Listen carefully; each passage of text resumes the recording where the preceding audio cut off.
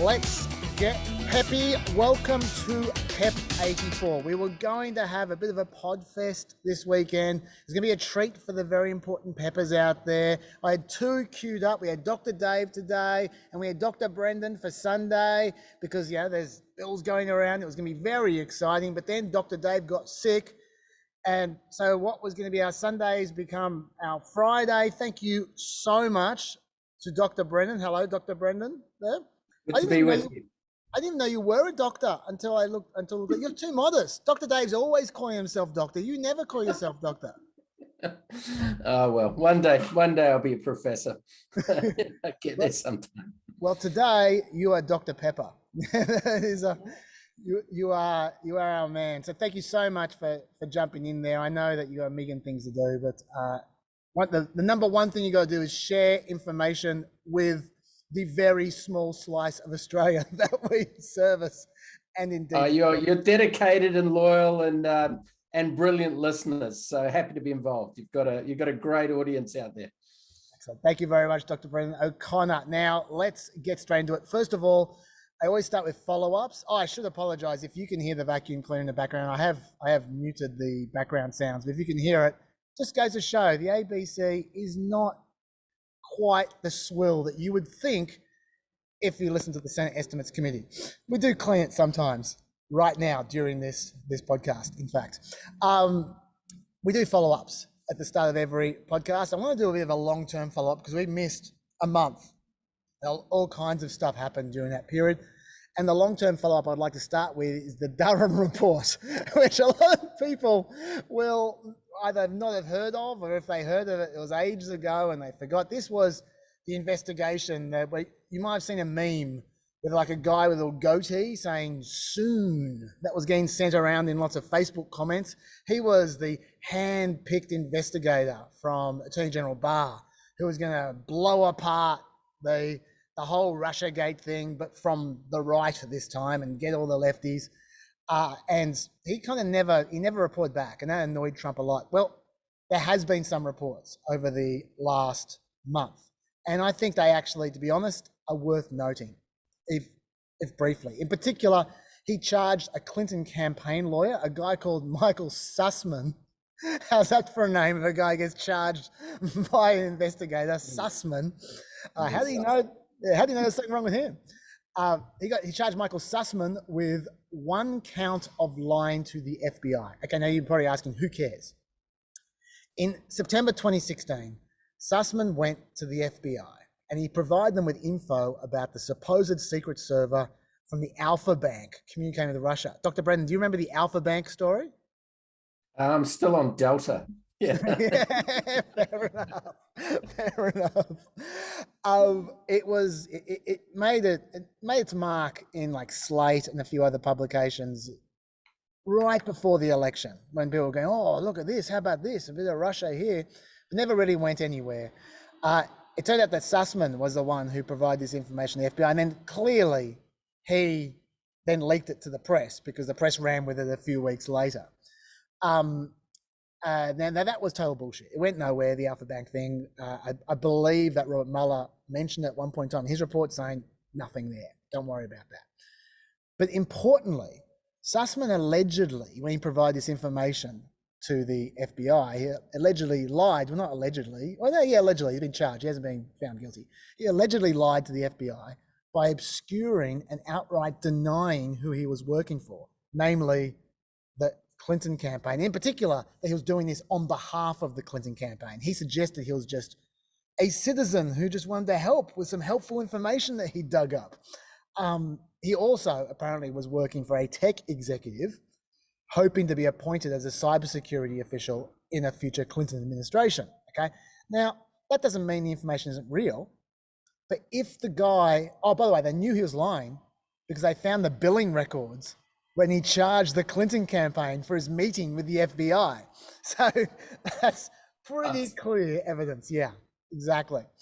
So he definitely lied to the FBI. You might go, well, why do we care about this? The reason why you care about this is because until now, we weren't really sure whether the Clinton campaign was for real or not when they were fearing that Trump was potentially a Russian agent. Like, they might have been wrong, but they might have genuinely been concerned about what Trump was up to. But what this tells you is if they're lying, if they're trying to deceive the FBI to get the FBI to follow up on something, that suggests that they're not legitimately concerned. It suggests they're trying to plan something for their political campaign, which suggests that they either don't think it's real or don't care if it's real. They're just trying to sick Trump. And that, I think, is an important thing to realize. Now, I should say that this is not the beginnings of the FBI investigation. So those who are Trump supporters who go, oh, he was right all along, it was all set up, the Clinton campaign started the FBI investigation. No, the FBI had been investigating Trump on Russia issues for months at that point in time. So that wasn't from the Clinton campaign. But the fact remains that the Clinton campaign's attempt to get the Russian stuff going seems, based on this Michael Sussman indictment, to have been malicious. That's what I think we can draw from that. And so whenever I hear Hillary Clinton talking about the Russian connection, even to this day, I start to think to myself, there might be a bit of bad faith there in that. Either she doesn't care if it's true or not, or she suspected that at least it was worth lying about to try and get some action happening. Anyway, so I just wanted to follow up on that. I don't know what's going to happen to Michael Sussman, but I've told you why I think it's relevant. Do you have any thoughts about that, Dr. Brendan? Well, I think the whole story of Trump and Russia is going to be told over a pretty long period of time. There are a lot of missing connections there, not just missing servers and claims about servers. The way that Trump interacted with Putin, I still think is one of the great mysteries of the Trump administration. That Arnold Schwarzenegger's comment that he was a wet noodle in Helsinki when he was standing next to that Trump was when standing next to Putin was very uncharacteristic of Trump, to not be dominating the room, the scene. So I think there's and the Ukrainian story, I think there's a lot more to it, but we haven't got all the pieces and the connections. And clearly there's a lot of innuendo and claims that, maybe in 30 years' time, there's going to be a great book on all of this that will explain it to us all in a little bit more detail. Yeah. And we should say, I've already kind of hinted it, but I should be explicit. Even if the Clinton campaign was as dodgy as, that doesn't mean that there couldn't have also been something that Trump was dodgy with as well. Like, we just, at this stage, we don't know. There's a lot of supposition. I look forward to that book in 30 years' time. Yeah. I mean, the amount of money that went into Trump's Soho from Russian investors, Trump's, willingness to take Russian money that came from anywhere when he was in a financially very difficult situation, did, I think, dispose him quite well to see, Putin to Russia as not in the way that most Republicans have seen Russia and the Soviet Union as a pariah state. So that was a very significant change that Republicans seem to only take about 5 minutes to get on board with. That history, 100 years of anti-Russian history, it's not okay. Well, we'll move on. But that was fascinating to me. Partisanship is a hell of a drug, as they say. Another very quick long-term follow-up. This one's even quicker. Andrew McCabe, you remember him? He was the FBI's Department of Justice's second in charge for a while there, I think. Yep. He was fired, if you recall, 26 hours before his retirement, after Trump had been tweeting hard for him to be sacked. He was deprived of his pension, and Trump was very delighted about depriving him of his pension on Twitter. The DOJ, Department of Justice, just settled with Andrew McCabe. Andrew McCabe immediately sued them after he was sacked, and they just settled.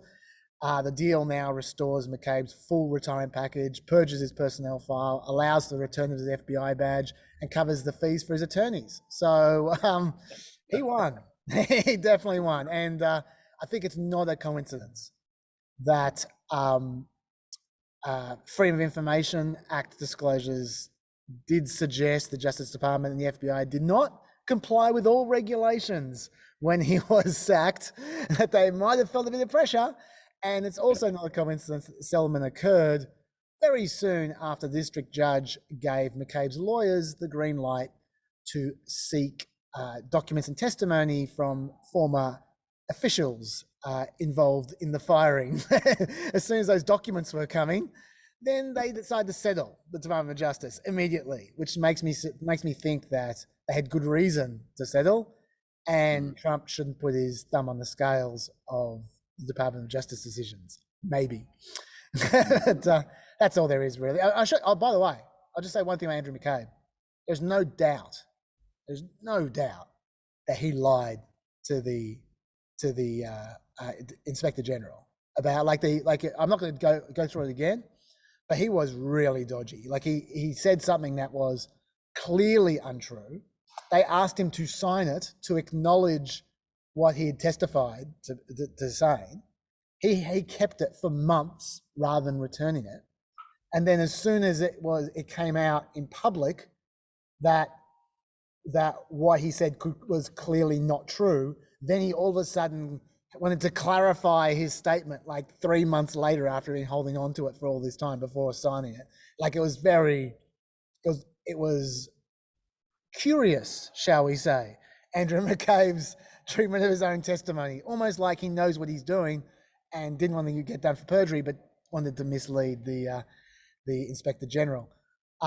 So I don't think he's a good guy either. But you got to go through the right process. If you're going to discipline someone, you can't take a shortcut, as we have just discovered. Anyway, enough of all that. I assume you don't have anything about Andrew McCabe, Dr. Brendan. We didn't get you to talk about him. I remember him being pushed. Yes. What we did get you to talk about is some of the stuff that's going on at the moment. Let's start with big news at the moment is the Virginia election for the governor's race. We've got, we talked a lot about Virginia on the show, so I'm not going to recap what we talked about on the show. But do you have any general thoughts about the Virginia election so far, how it's going? Any thoughts about the campaign so far before we get into the nitty-gritty of some of the details of it?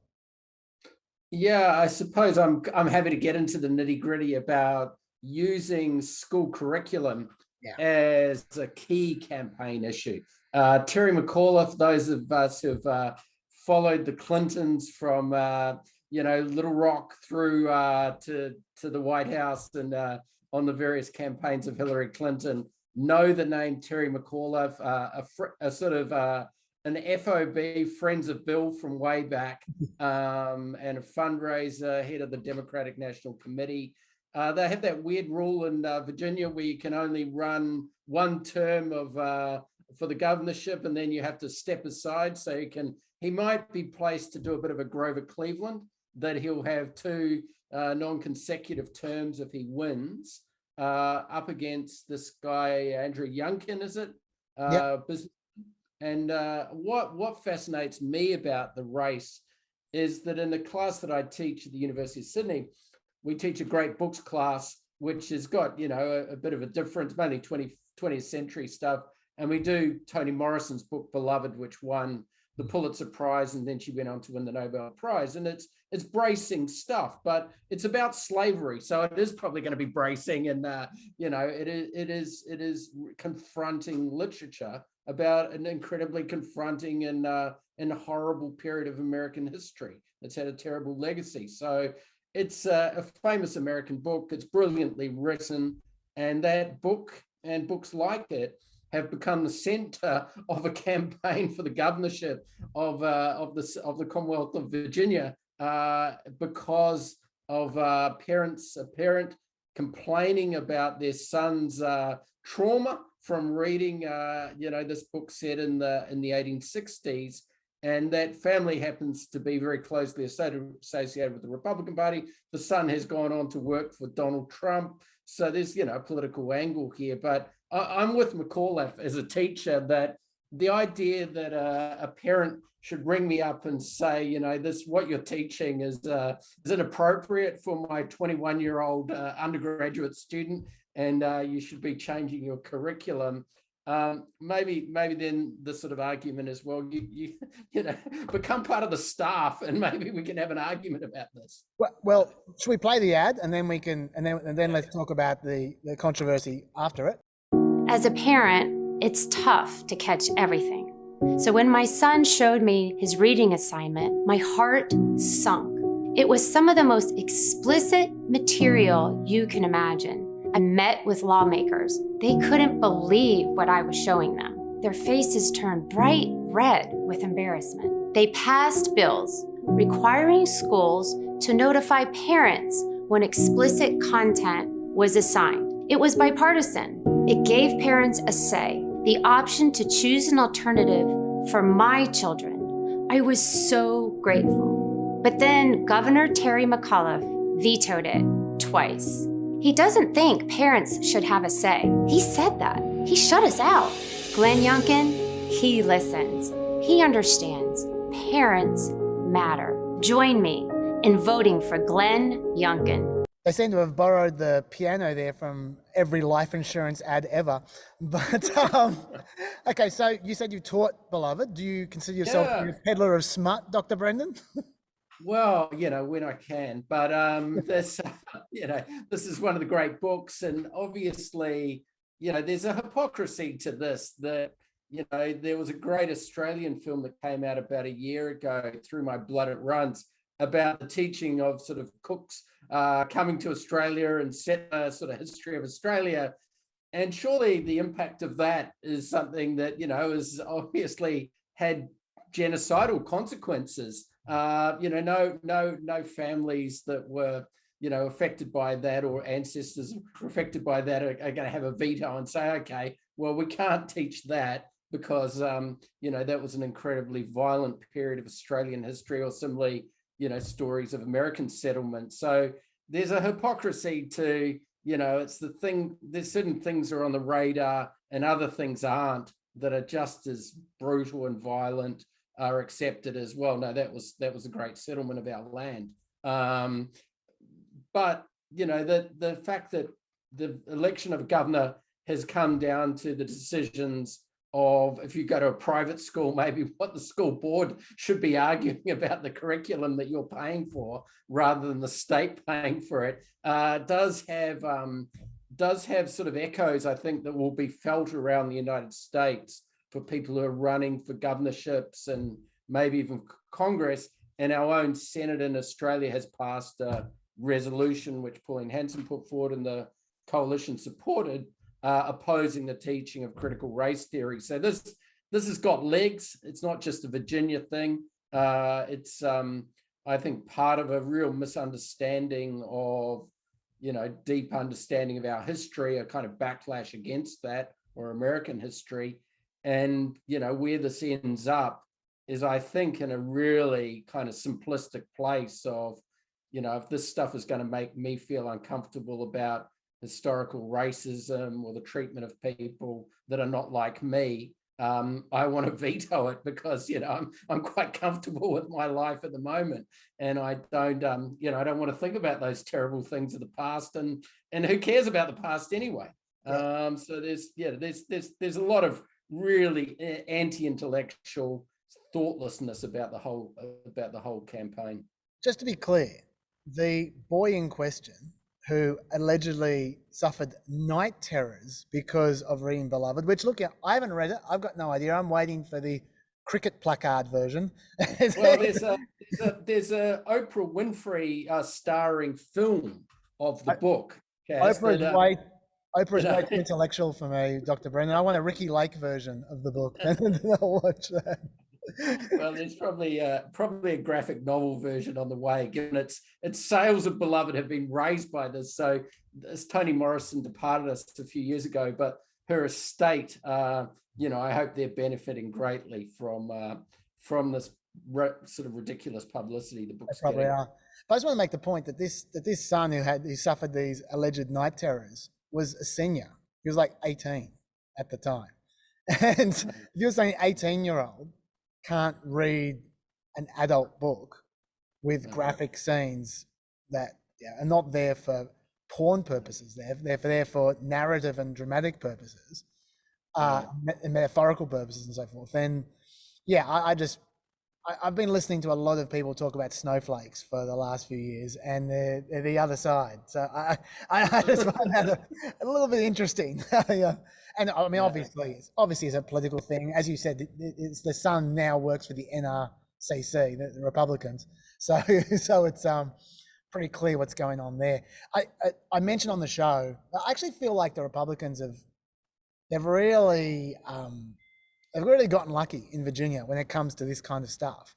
Because I'm not going to recap everything I said on the show. If you're interested, you can go and watch Planet America on Facebook or whatever. I went through at length the story of the girl who was sexually assaulted at Loudoun County High School. I say she was sexually assaulted because the person who sexually assaulted her was found guilty this week, and it was basically covered up by the school. He was just transferred to another school, and he then allegedly committed another sexual assault. And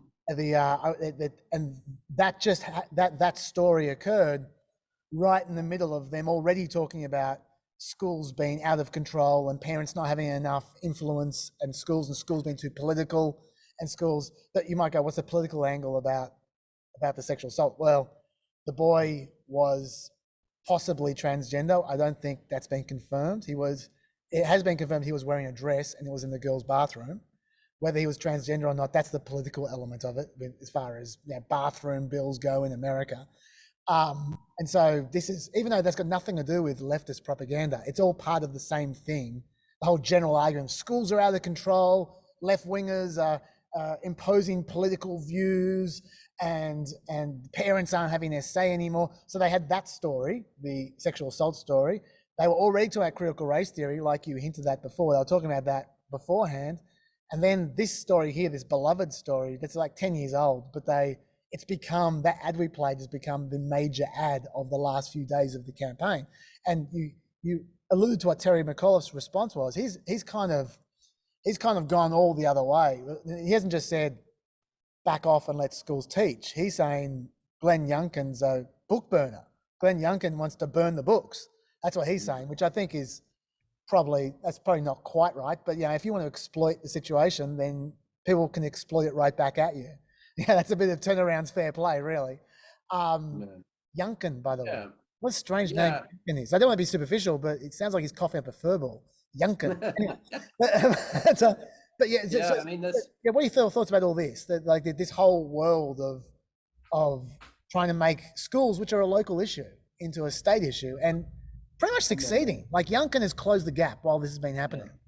We've had this in America's past. The Scopes trial about whether evolution was going to be taught in schools was something that raged in the early sort of, late 19th century, early 20th century. Then, the early Christian conservative movement, the evangelical movement, doesn't probably take off on Roe v. Wade in 73. It's actually, whether things like Catcher in the Rye should be taught, and things that it's education is the big issue really for the early activists in the late 60s and early 70s in the Christian evangelical movement. And then they move on to abortion rights as a later issue. It's not the fire for that movement or the anti-ERA movement of Phyllis Schlafly and others. So we've seen forerunners to this. And I think it's, as we see with the critical race theory debate, it's this attempt to take the most extreme passage from a book, which is a brilliant piece of literature, and portray that as something that's going to give, as you said, every child in Virginia the night terrors, and force them to confront what is in a very explicit book about what the brutalities of slavery were like and the ongoing kinds of legacies and horrors of it. So I think he's doing advanced English as a unit of study at school. You've got to a sense of going to study history or going to study literature, you've got to study the range of human behavior. There's not some, sort of choice that you can only study the things that you want to. And so I think this, we're faced with a fairly difficult kind of set of debates at universities and elsewhere about trigger warnings, about appropriate warnings of what is in literature for people that are going to maybe feel uncomfortable because of maybe terrible things that have happened in their families, or, you know, individual mental health issues. So those are serious issues, but to, you know, kind of want to make sort of, you know, bring in book bans rather than maybe individual exemptions on maybe having decent and reasonable grounds. You know, horrendously backward step in the culture. And, you know, that some people think the cultural wars are going to end at one point, but they have this incredible capacity to sort of, you know, zombie-like continue on and to be with us in the United States for decade after decade. Well, as you described, they're going back to the classics with this one. And by the way, trigger warnings, I thought that's what we were making fun of the left for again, trigger warnings, but now it's trigger warnings for the right. Anyway, yeah. I'll tell you what I think is going on with this, and it's kind of related to what you just said. There was a memo that was leaked a couple of days ago. It was from the National Republican Senate Committee. It was an internal poll, 1,200 likely voters in 2022 suburban battleground states, right? Areas, so suburban battleground zones. 78% agreed with the phrase, "Many public school systems in America are failing and children are falling behind the rest of the world." 65% of these battleground voters agreed that allowing biological males to compete against women in high school and college sports is hugely unfair and will erase many of the gains women have made in athletics over the last 50 years. 58% agreed that critical race theory should not be taught in schools because children should not be told they are inherently racist simply because of the color of their skin. Now, that is like a how-to guide for the Virginia election for the last month. Those three polls. So where they're coming from is pretty clear. And importantly, these people they're talking about, these are suburban parents, are exactly the voters who used to be Republicans until about 5 to 10 years ago, and now they're Democrats. They started becoming Democrats in 2012. They continued to become Democrats in 2016. By 2020, they were largely Democrats. So Democrats just won them over, thanks to essentially Trump and Biden, and even broader than them. This is where the movements has been. But they're only recently become Democrats. So the Republicans would think, yeah, they might be gettable. So this is the perfect wedge issue for Republicans to try and get their voters back that they only just lost. And at least in Virginia, seems to be working. Let me give you some numbers. There's a Suffolk poll. Pollsters asked, should parents or school boards have more of an influence on the school's curriculum? That's the Virginia question. 50% said parents should. 39% said school boards should have more influence on what schools teach. Republicans were 79% to 12% saying parents over schools. Democrats, the opposite. 70% saying school boards, 16% saying parents. Independents were 57 to 32 to the parents. So this is an issue that resonates with independents, which is gold for Republicans. And there was a Signal poll as well, which I cited on the show. Parents of K to 12 children in Virginia are supporting Glenn Youngkin by 17 points, 56 to 39. Right across the board, parents of K to 12 children, they're the ones that Democrats just won over. Now they're supporting Republicans. So it's kind of working, which means there'll be more of it. Expect to see a lot more of it in 2022. Since I last spoke to you, I did a bit of a deep dive on the originator of critical race theory, Derek Bell. And Derek Bell was a Harvard scholar who had a real following amongst his students, that when he left Harvard to go to Oregon, they taught his class in sort of homage to him on this developing area of critical race theory. And one of his students was Kimberly Crenshaw, who went on to be the person who first wrote about intersectionality. And when Bell went to Oregon, he was on a hiring committee where the third choice was an Asian American woman, and the first two choices were men who had other job offers. And when they didn't offer it to the third choice that everyone had accepted, he resigned as dean and went back to Harvard and he was at Harvard for a few years, and he was very keen to get a lot more African Americans employed, but particularly female African Americans, and Harvard was slow on this issue. So he went on a pay strike for 2 years. He wasn't paid at Harvard for 2 years. He quit his job and went to NYU, and he wrote a number of legal articles which were key to making this claim that racism wasn't overcome by the 64 Civil Rights Act or the 65 Voting Rights Act, that it was deeply embedded in American institutions and some of the pushback against affirmative action. But the part of his career that I'm most taken by was after he became a very successful legal scholar, he decided that he wasn't having enough impact with his legal scholarship. So he started writing science fiction. And there's a science fiction story of his I read recently where aliens come to Earth and they say, you've got a lot of problems with pollution, energy, inequality. We've got this energy source, a kryptonite thing that will solve all your problems. We can get rid of all of your pollution from the Earth. And we've got this thing, this alchemy that makes gold so everyone can have money. So there'll be no more inequality. But we just want one thing from you white people. We want to take all of your black people back to our planet. And so the whites have a plebiscite about this, and they're pretty keen on the idea. And a black sort of politician comes forward and says, look, this isn't fair. The black people are going to get a better deal. The planet will be better. So he tries to sort of, muddy the waters by saying this. But in the end, all of the black people of the earth are rounded up, shackled, and sent off to this planet for the white people to have a clean, a clean and energy sort of safe planet with no inequality. And this was his attempt to obviously deal with the issue of racism in a different way, rather than writing about the Bakey decision or other legal decisions that he wrote articles on. So he was kind of like a race-conscious L. Ron Hubbard. except for we visit Xenu rather than Xenu coming here.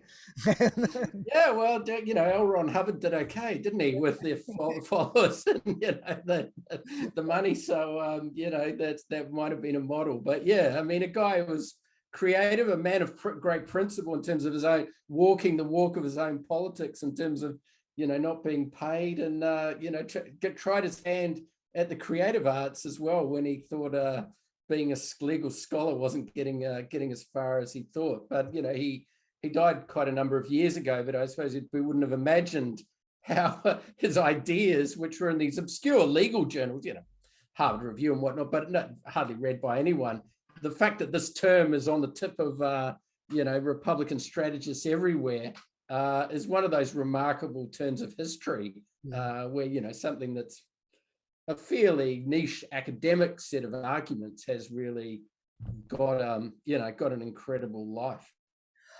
I do want to before we move off Virginia, though, I want to share that sometimes this process, this parent-centric strategy the Republicans have got, does become a little too transparent. They push it just a little bit too far. There was a really classic example, which I'd like to share with you, because I don't think many people know about this.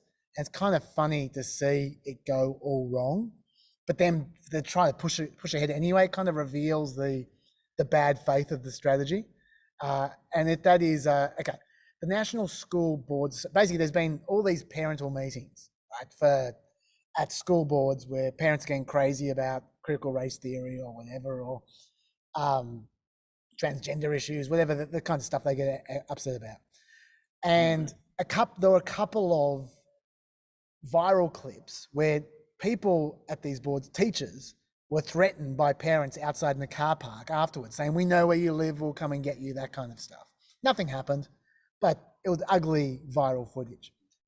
Presumably after some of those viral clips, the National School Boards Association sent a letter to the White House saying, quote, coupled with attacks against school board members and educators for approving policies for masks to protect the health and safety of students and school employees. It was about masking, that's right. Many public school officials are also facing physical threats because of propaganda purporting the false inclusion of critical race theory within classroom instruction and curricula. And they claimed in the memo that it could be construed as domestic terrorism, right?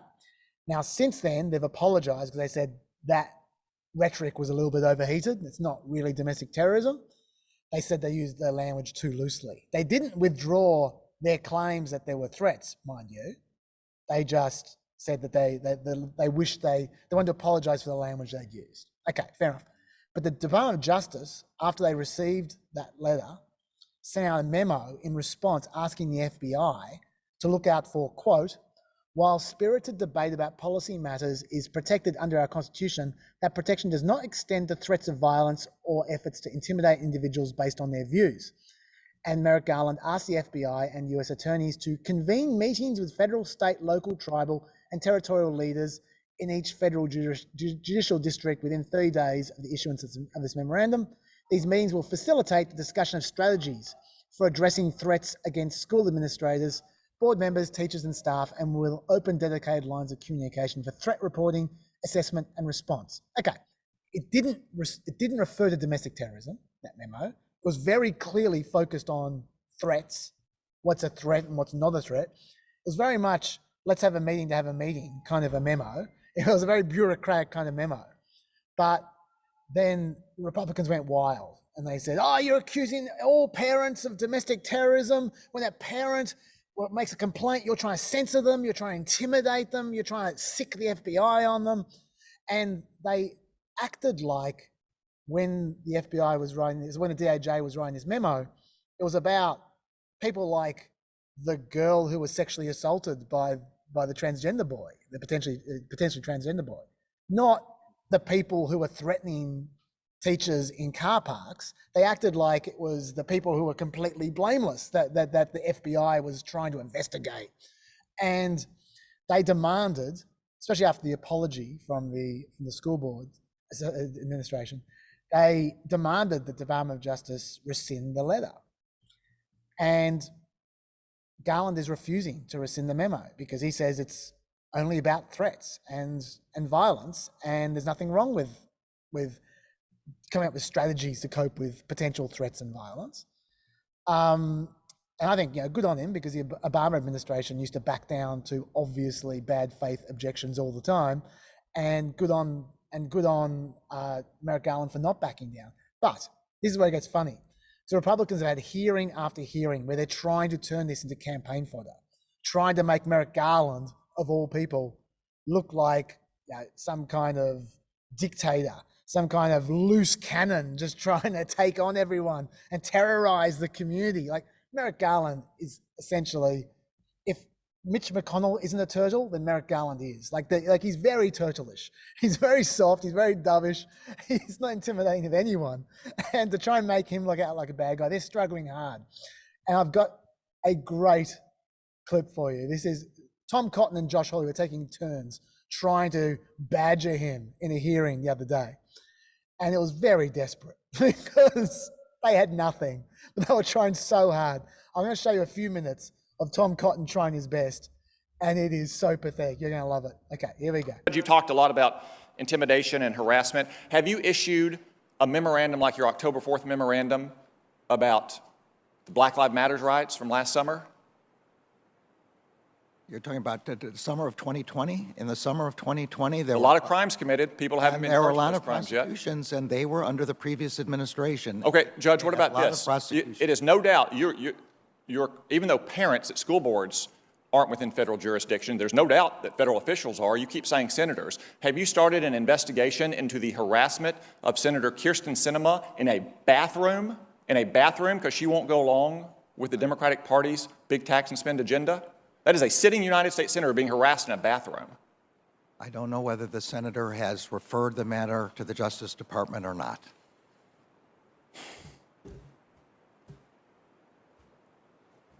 You've cited as the basis for that directive the National School Board Association's letter of September 29th. Was that directive being prepared before September 29th, before the School Board Association letter was issued?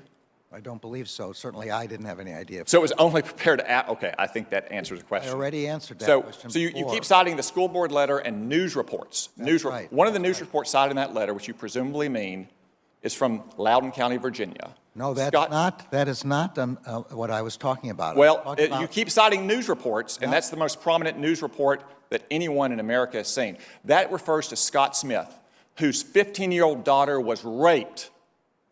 She was raped in a bathroom by a boy wearing girls' clothes, and the Loudoun County School Board covered it up because it would have interfered with their transgendered policy during Pride Month.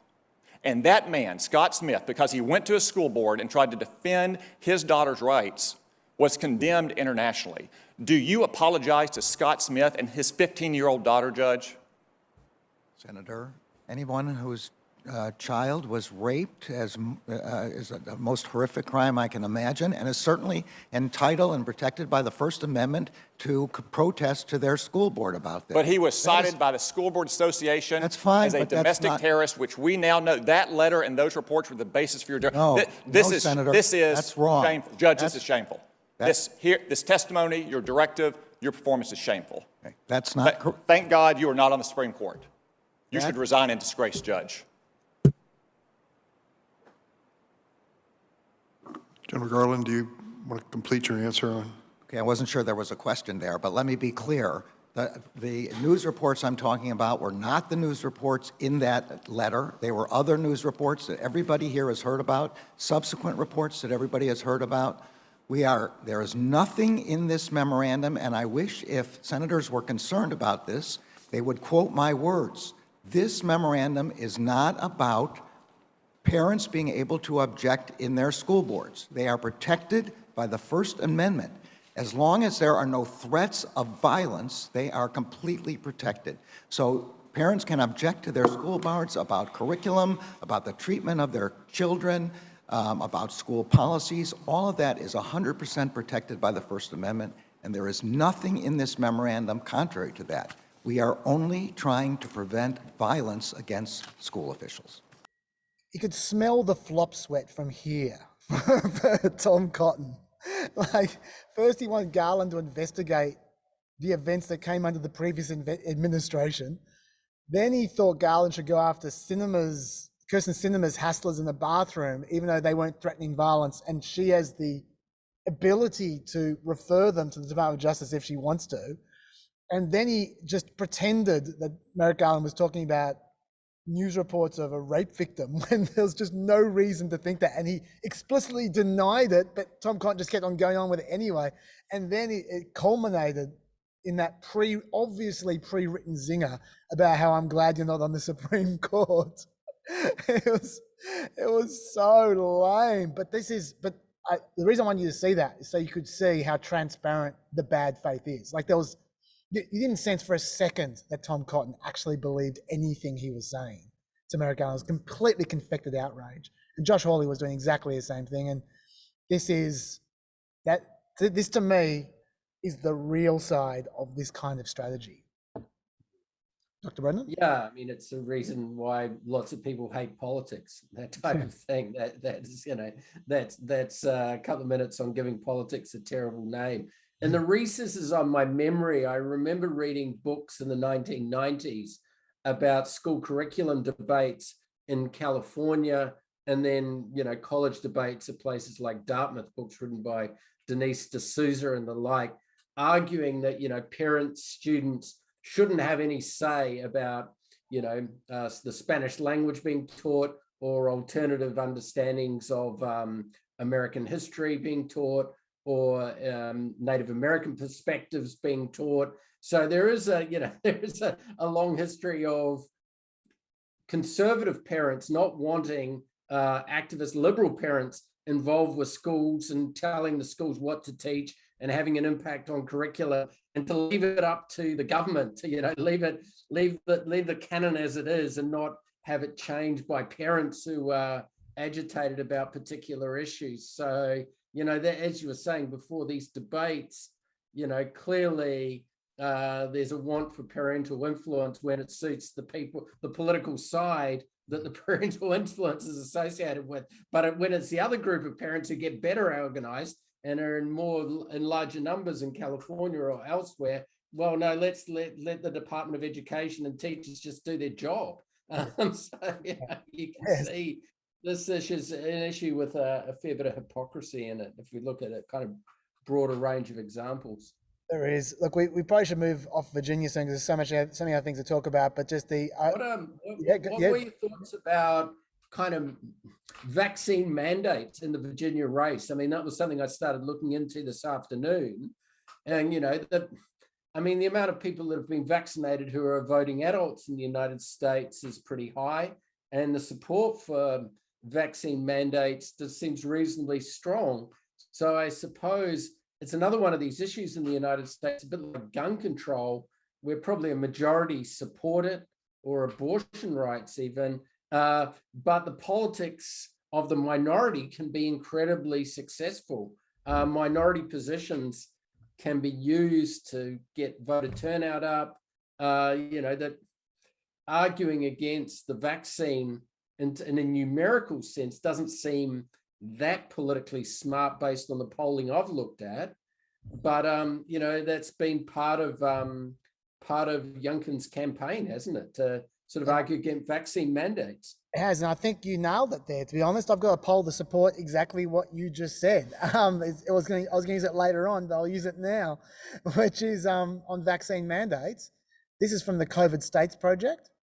In states with vaccine mandates, 52% of people approve or strongly approve of their governor's handling of the pandemic. That's in states with vaccine mandates. In states with no vaccine mandates, the coronavirus approval rating for their governor drops to 42% from 52%. And in states where governors have banned vaccine mandates, the governors have a coronavirus approval rating of 36%. So the people speak in the polling. But like you said, I think vaccine mandates are one of those issues where the people who don't like them make a lot of noise. And they seem to be a much larger group than they actually are, which is interesting. If we have the time, we will come back to vaccines later on, but that is my take on that situation. I think, to be honest, Glenn Youngkin should stick to talking about parents and schools, because Virginia is a pretty blue state, and I would be surprised if he is going to get the bigger half of the community by talking about vaccine mandates being a bad thing. I would be very surprised by that. Maybe keep that for Alabama rather than Virginia. I would have thought. The only thing I was going to say quickly about Virginia before we move off, but just think about anything else you want to mention about it, because I don't want to rush you away from it. Is just a couple of very quick things. The first is that I'm not going to have time to talk about it now, but one of my biggest peeve actually came from the Democrats. It didn't come from the Republicans. It was Kamala Harris she recorded essentially an ad which was played in 300 churches a few weeks back. And Donald Trump liked to pretend that he got rid of the Johnson Amendment, which was an amendment. It's part of tax law, which says that if you're a tax-free group like a church, you're not meant to get overtly party political. She flat out said, straight after church, come and vote for Terry McAuliffe with early voting. There was no pretense whatsoever. I want to read you the Johnson Amendment here. Usually, she's not the first person to use churches to talk politics, but they're usually a little bit vague and woolly about it. At least they come straight out and go, vote X. She pretty much did that. And the Johnson Amendment is, I'd play you the whole grab, but I don't want to, I've already played you heaps of grabs. Voter education or registration activities with evidence of bias that A, would favour one candidate over another, B, oppose a candidate in some manner, or C, have the effect of favouring a candidate or group of candidates will constitute prohibited participation or intervention. That's what the Johnson Amendment says, quote. Clearly a breach, clearly. And I feel like we don't need more politicization of religion in America. I feel like there's enough already. Thank you very much. So I just want to ding them for that, because most people haven't really mentioned it. It's kind of just passed by and people forgot it, but it sets precedents. It means next time people are going to go to black churches and do the same thing again. It means that next time the white evangelicals will do the same thing. Like you'll get Trump doing it next time, or Mike Pence or something. It won't be Mike Pence, he won't be back. But yeah, it's I don't like where America is going with the politicization of religion. You don't think there'll be a Pence quail ticket for the 24 election. Certainly not. Certainly not one representing the Republicans. They might both individually join the primary, but no, I do not think so. And just a bit of fun. This wasn't Virginia, but just on the schools thing. The stupidest person on earth. Get used to me saying that, Josh Mandel, because I think he's going to win his race in Ohio for Senate. He came up with if you thought Tom Cotton was bad, this is a tweet from Josh Mandel about schools. Shut down government schools and put schools in churches and synagogues. That was his tweet. In the debate, when they talked about this, the Ohio Senate debate, primary debate between Republicans, he explicitly said, there is no such thing as a separation between church and state. That's his policy. But anyway, we'll have years to talk about Josh Mandel. Do you have anything else to say about Virginia quickly before we move on? No, I think we've done Virginia. Yeah, we have. Okay. Look, I had a bit more elections kind of Trumpy stuff. Let me just race past these very quickly. If you have anything to say, just jump on in. But I'm not going to dwell on it. Just there's so much for us to catch up on, which we've missed. It looks like Q is running for the Republican primary in Arizona. I mean, the actual Q, which is Ron Watkins, right? Or at least we think he's Ron Watkins. It looks like he's running for Congress. Oh God, help us all. The quote from journalist Mike Rothschild, who's a bit of a right-wing watcher, a bit of a Q watcher, is he's a really weak candidate. He's a black hole of charisma. He's a complete outsider in that district, has a lot of bizarre and lurid stuff in his past, and he ran a message board full of porn and terrorist manifestos. So he sounds like a shoo-in to me. So I feel like you can get used to Ron Watkins in Congress. Regular member of the new Republican Party. Yes. Another thing. So do you have anything to say about that before I go on to the next quick thing? No? Okay. Another thing from this area is the Arizona ballot audit came back while we were on our holiday. Turned out that Biden's margin was 360 votes greater, according to their audit. Now, I don't know how that happened. I'll give them credit for at least being honest, because they had such a dodgy audit process. They could have just said anything. So the fact that they admitted that according to their count, their dubious count, it actually increased Biden's margin. I'm not going to stop saying that they are dubious and incompetent, but at least they're honest. I'll give them credit for that. What I wasn't happy about, though, was I wasn't happy about some lefties using that as evidence that proves that it was legit. Because no, it doesn't prove anything. We've spent the last 6 months saying this audit is garbage. All because it came out with a result that you like doesn't make it less garbage. It's still garbage. You don't go, oh, well, they're so pro-Trump. If it's a pro-Biden result, that proves it's correct. No, it doesn't. It's still garbage. But at least they're honest. That's all I have to say about it. And Trump, of course, hasn't acknowledged it at all. He just acts like it proved that he won, even though it did the very opposite. Every time he mentions it, he goes, oh, and that proved conclusively that I won. Yeah, okay, whatever. Anything to say about that before? No? Okay, yep. One thing which I'm very interested in your take on is, I didn't warn you about this, so this is a question without notice, is one of the stories we missed, which people loved rolling over and over in their head, was Trump's weird tweet about 3 weeks ago, post, about 3 weeks ago, where he insisted that Republicans shouldn't vote in 2022 or 2024 if they don't solve what happened in 2020, because it's the most important thing we could do. I assume you're across that post because everyone was talking about that one, yeah? Yeah, vote strike. Yes. Do you have any theories about that, or any opinions about that at all? Because it seems like a strange tactic to sabotage your own election.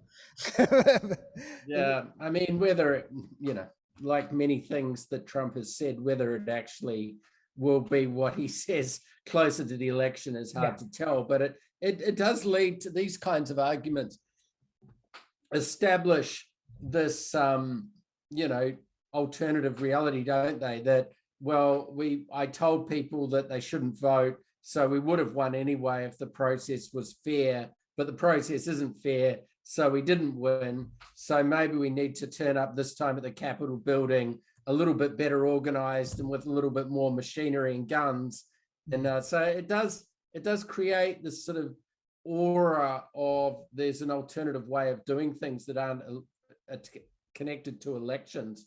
And maybe we'll discuss the Robert Kagan article at some point in the Washington Post, where he is making this claim, as a number of people are, that there's already a sort of democratic or constitutional crisis because of the way that the election, a legitimate victory to Biden wasn't accepted, and then the January 6th riots and the really very weak Republican response in the second impeachment trial in the Senate. So I think there's just, for those of us who I think are having legitimate nightmares about the future, there are a lot of these triggers of, well, I told them not to vote. We really won in 2020. I was found innocent by the Senate twice on these trumped up claims. So there's this language of a really anti-democratic way of doing politics is really out there. So I suppose that would be my big takeaway from such a tweet, that it points to this future where, well, elections aren't really, the be all and end all. It's just how many really angry people you've got on your side, and how many of them, have a set of resentments that they can hold on to for as long as possible in the most hysterical way. That is an excellent and concerning point. I think you're right. That is, yeah, that is. I think that's spot on. Look, we are going to talk about the Kagan article in just a second. This is where I'm going with all this. So I'll just finish off this little bit here on that.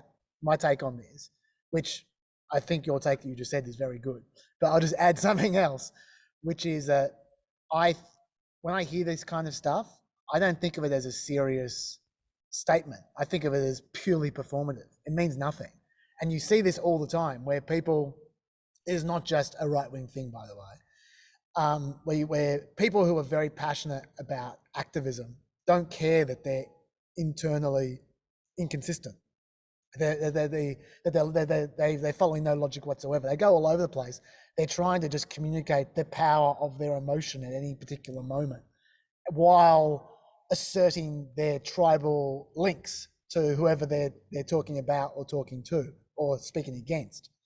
That's what I think is going on there. It's just tribal affirmation and performativeness.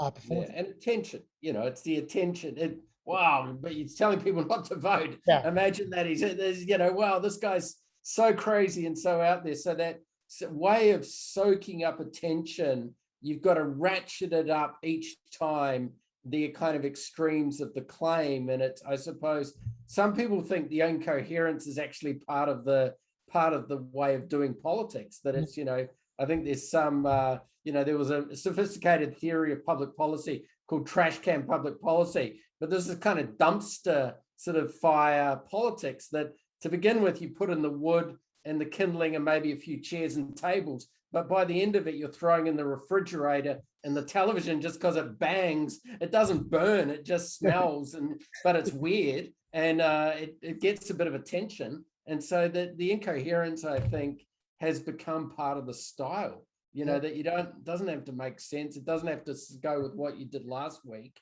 It just is like, wow, this is some crazy stuff. And the opponents of this tend to look dull and boring, don't they? Because they're just saying, oh, well, we want to get people enrolled, and voting's a good thing. And so it ups the ante, as you're saying, on the emotional side of politics, that it's very hard to match, by just normal political actors. Burning fridge rhetoric. I'm going to use that phrase from now on. That's a good way of describing it. It's a good image. I've got a poll, by the way, to back up what I just said about how they're not serious, and to back up what you're saying as well. It's from Morning Consult. This was from the other day. 48% of Republicans are enthusiastic about voting in 2022. 46% who say it will be fair, the 2022 election, are enthusiastic. 52% who say 2022 will not be fair are enthusiastic. Okay, so 6% more who say the election won't be fair are enthusiastic about voting. 52% who don't trust US elections generally are enthusiastic. 39% who do trust US elections generally are enthusiastic. So the people who think elections are all rigged generally, and the people who think the election, the next election in particular, is going to be rigged, they're the ones who are more enthusiastic about voting, which is a really interesting discovery, I think. And so it just goes to back up what we're both saying there, really. I just wanted to I've got a bit of a trend going. Oh, not trend. Let's not sell myself too much. Every now and then I come back to absurd pleas for money from the NRCC. They have some very funny pleas for money from their text service. They text people who are enrolled. I'm going to read this to you, and then let's talk about Robert Kagan. On this note, sorry. Alert, big caps at the top. Alert, red caps. You're a traitor. You abandoned Trump. We were told you were a tried and true lifelong patriot. But when Trump said he'd run for president if we took back the House from Nancy Pelosi, you did nothing. Was Trump wrong about you?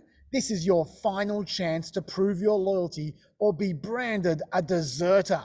We're giving you one final chance to stand with Trump. You only have 17 minutes.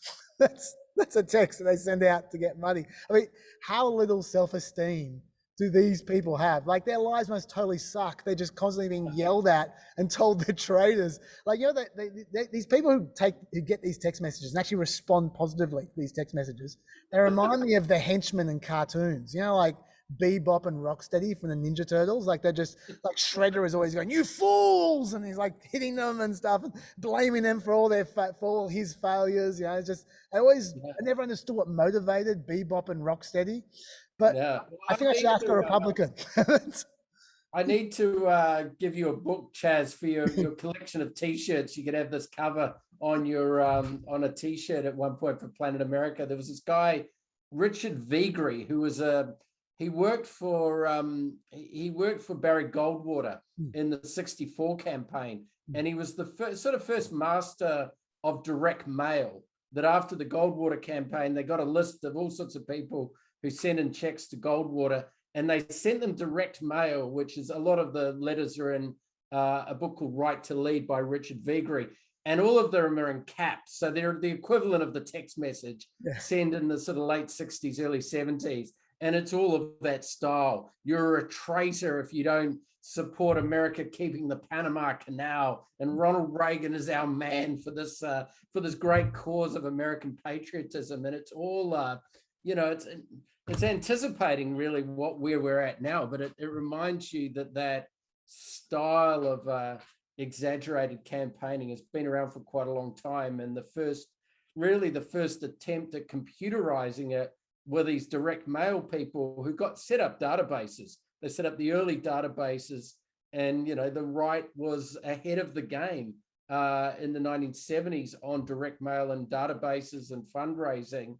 And, you know, sure, the Democrats caught up with Obama and all of their machinery around that. But, you know, the Republicans have tended to be pretty good at the dark arts of getting their message directly to their targeted audience. I think if you look at things over time. Well, if they're ahead on this game, I don't want to play that game, I have to say. I'm not interested, thank you very much. But I already foreshadowed it. Talk to us about this constitutional crisis article, because I feel like this is all part of the same world. Yeah. I mean, one of the sort of more curious figures in some ways in the American conservative sort of universe is Robert Kagan, who wrote a lot of articles with William Crystal, the former editor of the Weekly Standard, son of Irving Crystal. And they were, I suppose, the leading third generation neoconservatives. They were supporters of the Iraq War, which should bring them a lot of shame, and probably they should never be printed again. But that Kagan and Crystal are, big names in Washington in terms of commentators.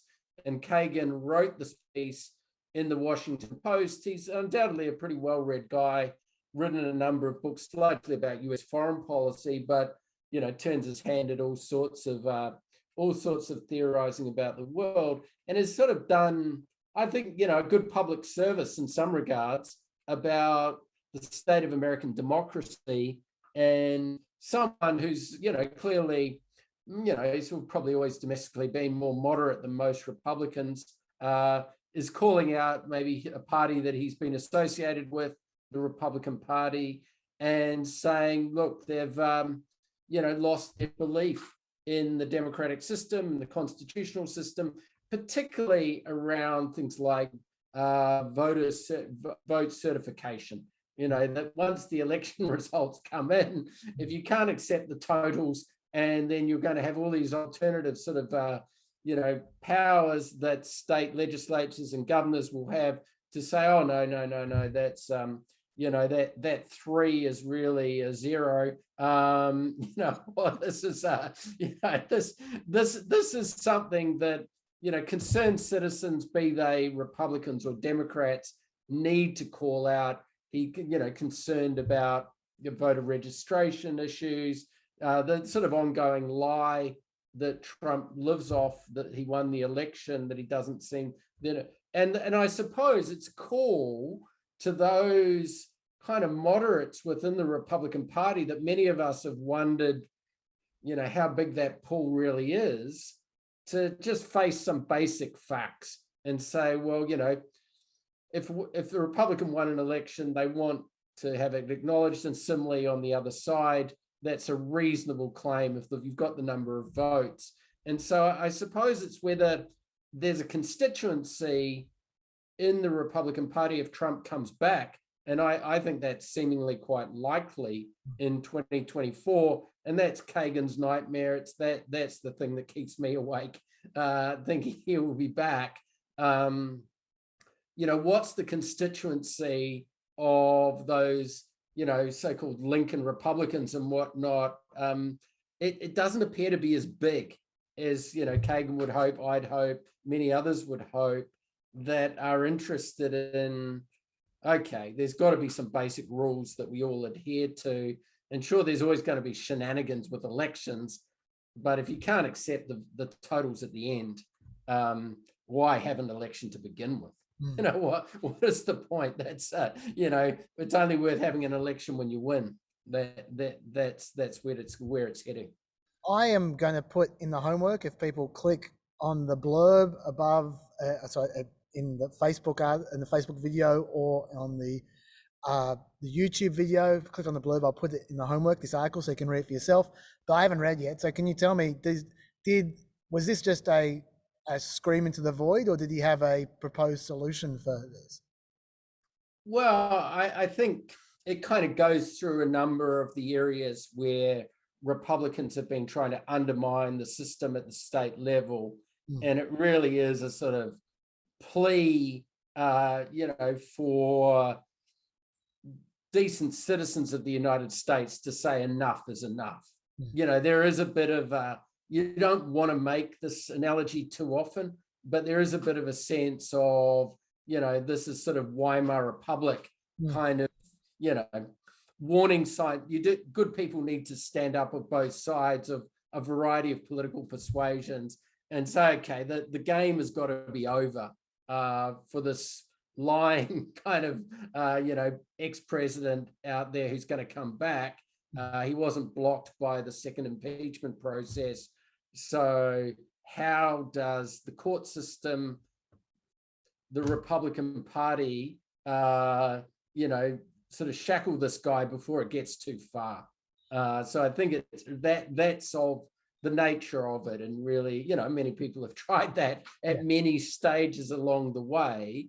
But I think from someone who's been pretty associated with the Republican Party, and really, I suppose, the Republican Party of George W. Bush, to come out in this very strong, long article, widely read and cited, to say, okay, we've got 3 years to act. We know what's ahead of us. You know, we know that there's an absolute tragedy if Trump does get close to winning or wins or incites violence, which is quite likely if he loses. So what do we, you know, let's prepare ahead, because there's going to be no mystery. And there was no mystery in some ways, you know, for January 6th. I think it was Byron Gelman's article in The Atlantic was predicting this in about August. Yeah. You know, putting all the arguments of what happened. And, you know, many other people were. And I happened to think he was on the money when I read it at the time, and would tell anyone who'd listen that, you know, this could be some violence here, because this won't be accepted by Trump, a loss. And so, you know, it's more it's a sort of precautionary note. You know, if you don't get vaccinated, you may get COVID, and it may not turn out well for you. I think of that sort of what it is, the piece.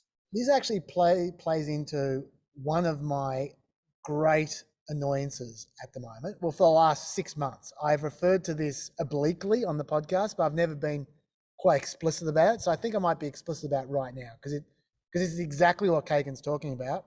But I've got my own little take on this, which is one of my pet peeves of Democrats in particular. Look, this is one of those ones where Republicans do it as well, but not as much as Democrats do. Democrats do this a lot. They talk about a problem in extreme ways. People are going to die, or the end of democracy, or like they use very dramatic terms to describe the problem that is being faced. But then they don't act like it's what they just said. They don't act like people are going to die. They don't act like it's the end of democracy. But in this case, I think there is that, I don't know what the percentage chance is. I think there is a legitimate chance that there is the end of democracy if things go the wrong way. If we have enough hacks appointed in positions as Secretary of State in various states, and they're running elections, and they are corrupt enough, and there are enough corrupt senators, and there are enough hacks and partisans involved. I'm not talking about necessarily 2024. It might be 2028 or 2032. I can see the scenario where the John Eastman memo could become a reality, and people will go, that's just constitutional bullshit. But if someone does it, it doesn't really matter if it's constitutional bullshit, because someone's just done it, and then you have violence because people won't accept the result and so forth. And that's when you do have the end of democracy. Right? Yeah, I think the thing that I've become around to, you know, sometimes think, has Trump just created a model and other people can use this model, or is there something unique to Trump? And I think the thing that's unique to Trump is the loyalty. You know, if you were one of those secretaries of sort of state in Georgia that certified the election results, well, your political career has been a misery ever since because of the barrage of abuse and difficult sort of behavior you've had to confront. So that ability to intimidate and have a loyal sort of army of supporters to intimidate anyone who doesn't go in Republican states in the Trump direction, that strikes me as hard for someone else to achieve. You know, this doesn't seem immediate that a Cotton or a DeSantis outside of Florida would have this mobilizing force who can make, you know, the weight of your lies a real problem for people who argue against them in terms of primaries and all the rest of it. I hope you're right, but I can't help thinking that Trump was around at the right time for the particular traits and qualities he has, and there are other people with those traits and qualities. Yes, they're definitely not Tom Cotton, but but I mean, I think DeSantis has got a little bit of it. Probably he's not all the way to Trump, but he can be a charismatic guy. But Tucker Carlson, he's a very charismatic guy. There are going to be others. I'm not saying Tucker Carlson is going to run for president, but I'm saying that Trump is not the only person on earth who has charisma. There are going to be more, and he has set a model, which I think other people follow because it has been successful. But just to finish off my thought, we're in agreement though that those who want to overturn legitimate votes by just, you know, sending another bunch of electors to Washington or sending no electors to Washington.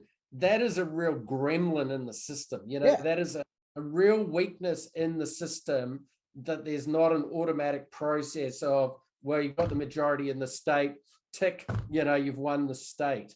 Totally. And really is potentially a big problem. Yes, I could not agree more. This is not me predicting it's going to happen in the next election. It's not me saying Trump equals Hitler. It's just me saying we have seen the potential for, if the wrong thing happens, for democracy to fall apart in America. We have seen the particular code that if you press the right buttons, you will get that result. And those buttons should not exist. Those buttons have to be removed.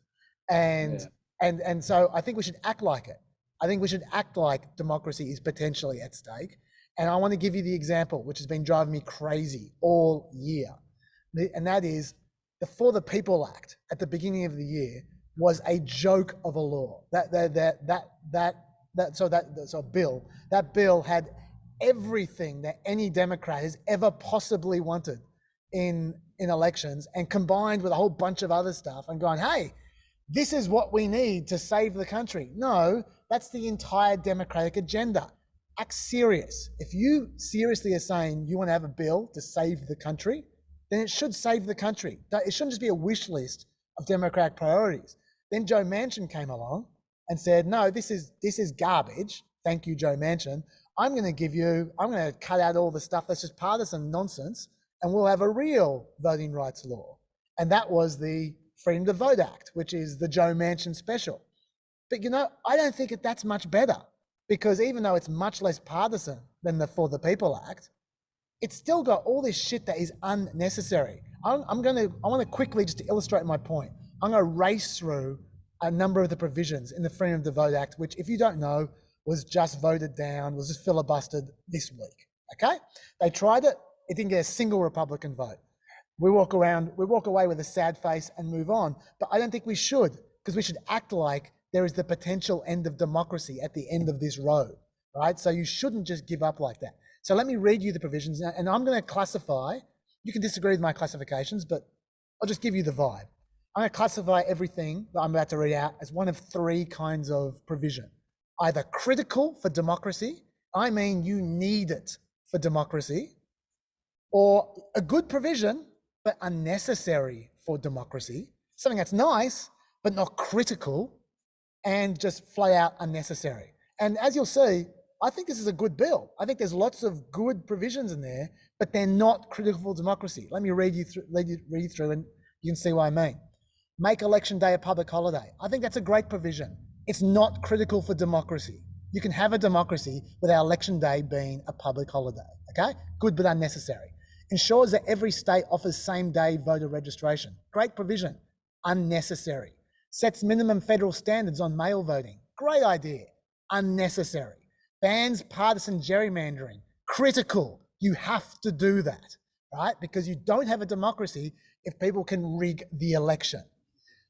Allows for 15 continuous days of early voting, 10 hours a day. Great, unnecessary. Ensures that every state has no excuse early voting. Good provision, unnecessary. Ensures that every state has vote by mail and requests absentee ballots online. Good provision, unnecessary. Maximum voter ID requirements for mail, same as in person. No witness signatures necessary. Good, unnecessary. A proper signature verification process for mail-in voting. Both parties must agree. Good idea, unnecessary. Postal service to clear all ballots the day the ballot is received. Good, but unnecessary. Each state tracks mail-in ballots. Good, but unnecessary. Lots of non-photo options for voter ID. Good idea, unnecessary. Automatic voter registration.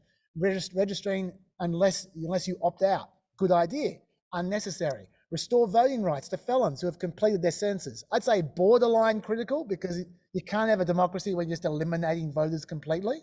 But I don't know, borderline critical, I'd say, to that one. Increase sentences for voter intimidation and increasing sentences for voter intimidation and for giving fake election information. I'd say that's good but unnecessary again. Gives election officials greater protections against partisan removals. Critical. You can't have Secretary of States and election officials being removed by partisan hacks for doing their job. If you can do that, you can rig an election. Okay, so that is critical. Would require states to ensure that voters don't have to wait more than 30 minutes to vote. I'd call that critical as well. You can't have a situation where you can make people wait 8 hours to vote, because if you do, you can rig the election, right? You can make their people have to wait much longer than your people, right? But yeah, we might disagree. 6-to-1 small donor matching public funding system, completely unnecessary. You don't need to have a small donor public funding, so small donor matching public funding system to have a democracy. Australia doesn't. Any organisation that spends more than $10,000 in an election cycle must disclose its major donors. Borderline critical. You shouldn't be able to buy an election, like anonymously. Maybe. Removal of gridlock from Federal Election Commission. Good idea, unnecessary. Okay, so that was all the provisions I was raced through. As you could see, I thought most of them were good. Like, there are a lot of great provisions there. It's a great bill. I wish they'd passed that bill. But what's critical for a democracy, where you say democracy may end if they don't have that provision? Banning partisan gerrymandering. Like Texas, for instance, just this week or last week, they went from 11 safe GOP seats to 22 safe GOP seats. The number of competitive districts in Texas is now 1. It's gone from 12 to 1. That's not a democracy. In Illinois, Democrats did the same thing. They've gone from a 13-5 split to a 14-3 split. That's not democracy. The Center for American Progress had a report out the other day that found that unfairly drawn congressional districts led to the election of, wait for this, 59 politicians between 2012 and 2016. That's 59 politicians who wouldn't have won their election if it wasn't rigged. 59, okay? You talk about your voter fraud, that's the same as voter fraud except for worse, because it pretty much guaranteed that 59 people had their elections rigged. And that's how it is right now. That's critical. And gives election officials greater protections against partisan removals, critical. So there were 2 provisions that were out and out critical. They should also throw in the Electoral Vote Act, which is what would stop all the John Eastman bullshit that we talked about on January 6th, like the competing sets of electoral colleges. They should just put those 3 things in a bill and don't take no for an answer. Like, just, if we have to talk until we have to shut down the Senate until that fucking bill passes, then we do. If you think it's the end of democracy, act like it. At the end of democracy, you don't just go, oh, who cares, and then trudge off and start trying to hike taxes. No, the end of democracy means we don't shut up until we pass that bill. We name names. We shame people. We do whatever you do. You cheat. You do whatever the fuck you need to do to pass that bill, because otherwise it's potentially game over. And I wish they'd start acting like it. Sorry, I just ranted, but that's my pet peeve. What are your thoughts? Well, no, I agree. I mean, you've got to guarantee the system. Yeah. And, you know, many of those things are probably on the basis of fairness, mail ballots, holidays for election. As you say, good ideas, but get out the real tension points in the system. You know, the partisan gerrymandering, it makes the Congress a joke in many regards, in terms of basically people choosing their voters, not voters choosing their candidates. And then the electors process, being able to send a slate of electors on the basis of your own interpretation, that's been there for quite some time as a potential problem. It just took until the last election to really point it out, how sad that problem was. I think if you throw in as well a bigger role for the FEC, the Federal Election Commission in America, over interpretation of the votes, you know, the Supreme Court decision of 2000 still sort of lingers with me on the hanging chads, and you know, what was intent in Florida. And that I don't like the sound of hanging chad. It's too close to hanging chaz. Anyway, go on. Yeah, there's a great cartoon from the time of some people from the Middle East saying, you know, who was Chad and why is he hanging? You know, like it was Dallas or Dynasty. But you know, that wasn't a great moment for democracy. And the sort of, in those moments of defeat, it does require, it required a lot of faith in the future of America for Al Gore to step aside and accept that. And there are, a lot of democratic theories largely built up from Latin American case studies that democracy only works if right-wing parties accept it. And America might be going through a bit of a test case of this itself. If right-wing parties and the Republican Party doesn't accept democracy, maybe it doesn't work.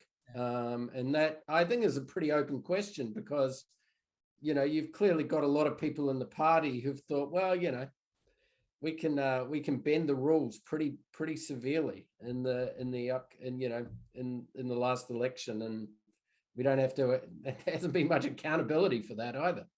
Look, I'll give you a position on my bill with your FEC reform. That's okay. I just want to hear anyone argue against what I just, like, if I was the Senate Majority Leader or the President and I was pushing that bill I just described, I said this bill has no partisan benefit whatsoever. All it does is it stops people stealing an election and cheating. That's all it does. Please argue in favor of stealing an election and cheating. I want to hear what they have to say. I don't know how anyone could defend it. And I feel the moral clarity. Maybe I'm being idealistic, but I feel the moral clarity of just putting it all on the line and going, no, we are just trying to push the tiniest reform. We're not trying to bite even the slightest bit off more than we can chew here. We are just simply trying to save elections. Have you seen any op-eds or arguing for the minimalist but saving the biggest thing position? Yeah. No, I haven't. I really haven't. And I feel like we're going to finish this era and there'll be no voting rights legislation of any kind, and those gaping holes will remain. And if someone walks through that door, I am going to be told you soing to the heavens, because it's just, what are you doing? Like, the thing is, if you did what I suggested, if Joe Biden did what I suggested, I reckon Joe Manchin would overturn the filibuster for that piece of legislation. Not like maybe just do a claw out for voting rights legislation or something like that. But I don't think Joe Manchin himself has said, what's the point of having a filibuster if you don't have a democracy anymore? That's the obvious rejoinder. Like, it's, yeah. So if people were so unreasonable, if Republicans were so unreasonable, you couldn't find 10 of them to vote for the legislation I just described, then I think you could find Sinema and Manchin to break the filibuster for that one law, and then you can come back and do other voting rights legislation if you want to afterwards. I don't care about that. I mean, I want that great legislation, but just first of all, let's just save the country. If you really believe it, you've got my vote. It's a good strategy. You need a sponsor. Are we going to have a quick word about Kyrsten Sinema? Yeah, sure. Why not? I was going to leave. The bill till they actually do make a deal. But let's talk about Sinema and Manchin, because me and Dr. Dave were talking about this the other day, and our last podcast we didn't finish. We started and didn't finish. And Kyrsten Sinema in particular. Let's leave Manchin, because I think he's pretty clear. He's a conservative. He's just a conservative Democrat. He's quite consistent. He seems to love it, by the way. That's the other thing. He loves being the center of attention. There's no doubt about that. But Kyrsten Sinema, she's a bit more of a mystery. Now, Dave had his point of view, which was he has no idea, like most people, I think, and including me. But I want to throw a few thoughts at you, Dr. Brendan, and you can tell me what you think of my theories of what the hell is motivating Kyrsten Sinema. And then the next podcast, I'll talk more about the actual bill and taxes and so forth. All right, okay. Now, first of all, I said, like I was saying, Manchin's, I think, is clearly having fun. Every time he has a press gaggle, he stays forever. He loves it. He's getting into it, twinkle in the eye. He can't get enough of it. Kyrsten Sinema is not having fun. She's not having fun being chased into toilets. She's not having fun being chased on planes and off planes. She's got activists 24/7 trying to film glory videos around her. She's constantly pretending to be on the phone all day and all night wherever she goes. she is not having fun. I don't know what they think they're achieving, by the way, the people who do that, because she's clearly not responding to that kind of pressure. But anyway, so that's the first thing I think we can rule out, that she's having fun. She's not having fun. The next thing is she doing this to potentially make her more popular with the general community rather than Democrats? Well, I don't think so, because only 5 Senate incumbents have lost primary. She's got to win the primary before she can win the election. Only 5 Senate incumbents have lost primaries this century. Bob Smith in 2002, Joe Lievin in 2006, Arlen Specter in 2010, Lisa Murkowski in 2010, Richard Lugar in 2012. Every single one of them is polling better than Kyrsten Sinema is. Every single one of them. They all lost their primaries, right? And I'm talking about Kyrsten Sinema in the primary electorate of Arizona. She's currently got a 40% favorable rating, a 45% unfavorable rating amongst Democratic registered voters. You're not going to win a primary with 40/45. Even worse, 70% of prospective 2024 primary voters, according to Data for Progress, have a negative opinion of Sinema, with 24% expressing a positive view of her. Nearly half have a very unfavorable opinion. For contrast, in the same poll, Mark Kelly, the other senator in Arizona, 85% of primary voters have a favorable opinion of Mark Kelly. Okay, so that's not a great strategy if that's what she's doing either. Is she chasing independents maybe? Because in Arizona, independents can vote in the primary. It's not just Democrats. Okay, so maybe she's chasing independents. And then afterwards, if she wins the primary with independents, she can then dominate the general election as a maverick, like John McCain. Yeah, maybe. Okay, all right. Number one, you're still not going to win the primary if you have that few numbers of Democrats, even with independents. Number two, the maverick strategy clearly is not necessary in Arizona anymore because the Republicans are going crazy. Arizona Republicans are one of the most extreme Republican branches in America. You don't need to be a maverick. You just need to be sane, and you can win an election against them. So that doesn't make a lot of sense to me. But yeah, maybe she's thinking that. What a lot of people say is that she's chasing big donors. She's chasing money. That's what she's doing, because she's cut a lot of her roots. She's cut a lot of her connections to her old Democrat friends, and she's hanging around with big donors a lot at the moment. So they think that's what's going on. That's why she's against tax hikes. That's why she's against drug reform, drug price reform, all that kind of stuff. Okay, let me tell you her numbers. She just broke her record, $1.1 million in a quarter she raised. Mark Kelly, in the same quarter, who is up for re-election next year, raised $8.2 million in that same quarter that she raised $1.1 million. Mark Kelly raised $3.4 million from just small donors alone in the same quarter that she raised $1.1 million in total. Speaking about small donors, she raised $31,000 from small donors in that last quarter. That is where the money is these days. It's not from guys who set fire to $100 bills on cigars and hang around in smoky rooms. That's not where the money is. The money is the stuff that goes to Alexandria Ocasio-Cortez. It's the small donors. And she has turned her back on them completely. That's no way to make money, as Mark Kelly has demonstrated. So I don't think she is going for the donors. That would be kind of dumb if she was. If you want to go for the donors, you just be a down the line Democrat hack. That's how you get the donors if you want to make lots of money as a Democrat these days. Okay, so I've told you what she's not, which is all these other things. What is going on? My theory is that, all right, I think there can only be psychological reasons. I'm not saying she's a nutcase, but I'm saying I don't think there's a tactical reason. I don't think any tactic makes sense. I think she thinks she's a political genius and she's a narcissist, and she thinks that her way will prevail even though everyone thinks it's wrong, which is like, it's not a very good answer, but honestly, I just don't think any tactic makes sense at all. What do you think?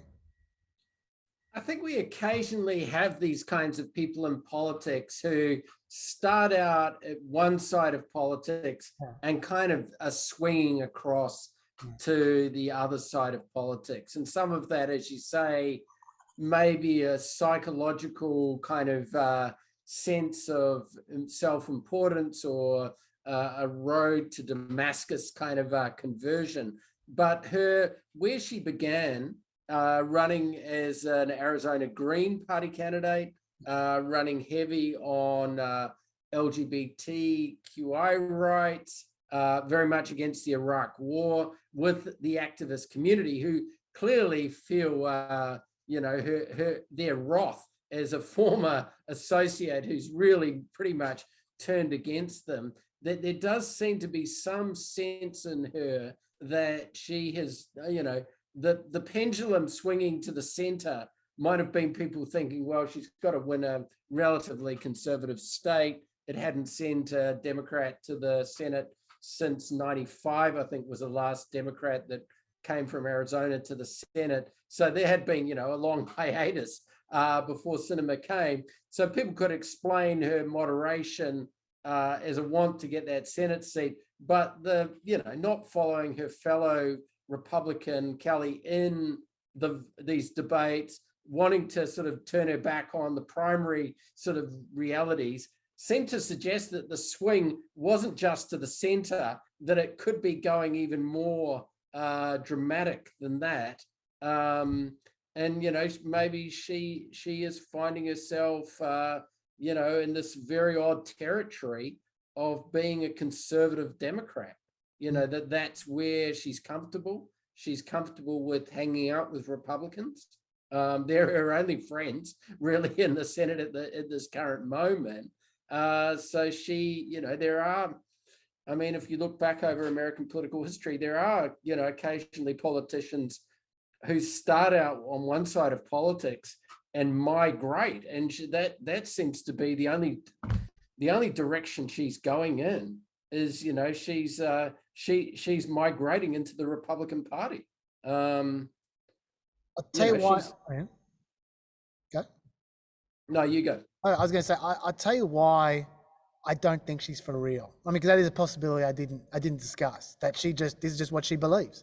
That I'll tell you why I don't think that. Because I think when you look at, I'm not going to start my spiel on taxes in the bill because it'll take too long. It'll just chew up all the rest of our time, and I'll save it for the next podcast. But if you look at some of the decisions that she's pushed on taxes, it makes no logical, consistent sense, even if you're a fiscal conservative.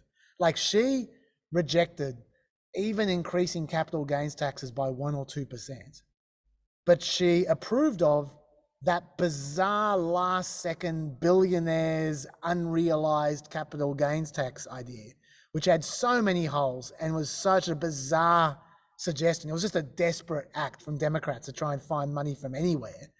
That she was okay with that one. That was the least conservative idea you could possibly be pushing. Like, actual conservatives were horrified by that idea, but she was okay with that one, but she wasn't okay with just standard normal fiscal responsibility.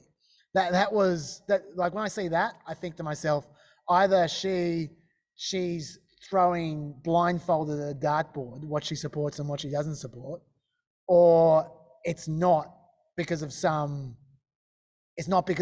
consistent ideological position, because that one tax she supported was bizarre. So that's the reason I don't think she's for real. But maybe I'm wrong. Maybe she just really likes that weird tax, which I'll talk about in the next podcast. Yeah, I mean, it is hard to sort of understand her strategy. It seemed to begin with that she really loved the idea of being a senator, and that would moderate her positions to get in the US Senate. But now she's there, as you say, guaranteeing her to be a two-term senator. She doesn't seem to be going about it in a strategy which would allow for that. So, you know, she's, I think she's claimed herself that she's channeling the ghost of John McCain. But I don't know what it's whispering in her ear, you know. She's definitely, trying to court that image that McCain had of being not particularly liked by his colleagues. You know, McCain, obviously Trump was really offensive on McCain, and in his usual way, he couldn't stand the idea that anyone else would get more attention than him, not even when they died. But you know, there wasn't, I don't think, a lot of love for McCain within the Republican Party for a long time, because he marched to his own drum. But the beat that Sinema dances to, I'm not sure anyone understands. No. It's a weird tune. Yeah, it is. Look, we don't have too much time left here. So I know you want to talk a bit about COVID. So why don't we finish off with you talking about whatever you want to say about COVID, and I'll throw in a couple extra things, and then we can call it a day. Well, I suppose we've been so absorbed in Australia with our own COVID struggles and our freedom days and our long lockdowns in Victoria and in New South Wales, that it's been probably a bit much to expect after you've looked at all the Australian data to spend some time on the American data. But occasionally I've forced myself back to the obsessive habits that I had at the beginning of COVID, of looking at all the American states and data. And I did a bit of that today, as I've been doing, trying to look at most days. Just the death toll in the United States has been flooring me throughout the Delta wave. The thought of 1,500 people a day dying, which has been pretty regular through the Delta wave. Months. Yeah, I mean, it's still just a remarkable statistic, and really reminds you that Americans have kind of learned to just live with this, with this pandemic, treat it as though, well, it's, largely just a thing of the past rather than a thing of the present. I looked through the timeline the other day, and it was in late May that Trump was referring to COVID as something in the past tense rather than something in the present. And I think that has been absorbed by the public to some extent, that, well, the worst of it was in March, April 2000. And ever since we've been sort of pushing it outside. We've been pushing it outside the door ever since, at a pretty terrible toll. The data I liked in the New York Times over the last day or so was the data showing that those who were vaccinated were 10 to 12 times less likely to die if they got COVID than the unvaccinated, and that the vaccinated were about 6 times more likely to get COVID, particularly if you look at the data, the young who are vaccinated, and there's been a lot of people with COVID in the United States, the young really up to well into the 50s, which makes me to some extent reassured, very unlikely to die vaccinated. But once you get over 65, the rates of the vaccinated that are dying and the unvaccinated get closer. There's not as big a gap in that sort of terms of the percentages in the over 65 group. And that's where the real death toll has been over the last couple of months, that people plus 65, largely the unvaccinated plus 65, but quite a significant number of vaccinated plus 65 dying in the United States. So I suppose, in the worst case scenarios in Australia, that does give us a bit of a model to look at, reassuring that although the numbers of young people in schools is quite high getting COVID, the death toll of young people in schools, school-aged children, is incredibly low, which I think is something those of us who've sent our kids back off to school this week can be reassured by in the American data. But, this is not, I think one of the reasons for probably Biden's decline in his poll numbers have probably got to do with the persistent nature of COVID, that it hasn't gone away as we all wish it away, and that lots of people have got to know people who have died, and lots of people are still being infected, and I think that's probably had a bit of a dampening effect, because at some point you can't just keep blaming it on Trump and saying he messed it all up. Yeah, I was going to say that there was a poll which I quoted last week on the show on the podcast, on the TV show, where I think it was Guise. I don't remember the firm. It was off the top of my head, but I do remember what it was that a third of Americans have either been close friends or family members with someone who has died from COVID. A third of Americans. That's a big number. And by the way, my favorite number about you're talking about Americans think, and they do think, oh, this was a problem last year, but we kind of moved on. The beginning of the year, the beginning of 2021, is basically halfway through the pandemic from the beginning to now. Okay, there was 10 months of the pandemic last year. We've now had 10 months of the pandemic this year. More people have died this year than died last year when we had the vaccine. With the vaccine, more people have died. So it's like people don't realize just the level of death that they, as you say, that they're just accepting. It's 350, more than 350,000 people have died this year while the vaccine has been around. And they're going to keep on dying because those death numbers are not going down. They're just staying at about 1,500 a day. They've been that way for months. Like if you look at the UK, they're in a similar kind of situation because don't have such high death numbers. They've got more case numbers, but their numbers aren't going down either. They're just staying at the same level, while a lot of Europe is going down. So it's and you get this situation where I feel like people think that it's just going to go away at some point in time, but I'll tell you why it won't. It will never go away because animals catch it as well. Even if we're quite vaccinated, the disease is not going to disappear off the face of the earth because cats get it and dogs get it. And I've got a list of animals right here. What is it? It's cats, dogs, ferrets, fruit bats, hamsters, mink, pigs, rabbits, raccoon dogs, apes, bank voles, tree shrews, and the white-tailed deer. Watch out for the white-tailed deer, Dr. Brendan. When the Spanish flu came through, and I know I shouldn't call it that, Woodrow Wilson got it, his daughter got it, and the White House sheep got it as well on the lawns at the time. There wasn't designer dogs in those days wandering around the White House. There was sheep that may at some point have been slaughtered for a meal, or maybe they were pets. I'm not an official historian of the White House animal sort of husbandry practices, but I do remember that being quite a quirky story early on in the pandemic, talking about how likely it was that politicians would get it. That was my first thought, that those who go out and shake hands and are, remarkably old. Biden, I think, turns 79 next month, and Trump is 76. Yeah. This is a disease. This is a pandemic which is really tough on the aged. And to think that it's been led through by two of the oldest leaders in American history, and one that wants to come back for a second run at things. I know. Both of them in their 80s. This is one of the many elements of what a strange time and world we live in. By the way, you mentioned before about the numbers of people who might die or otherwise by age.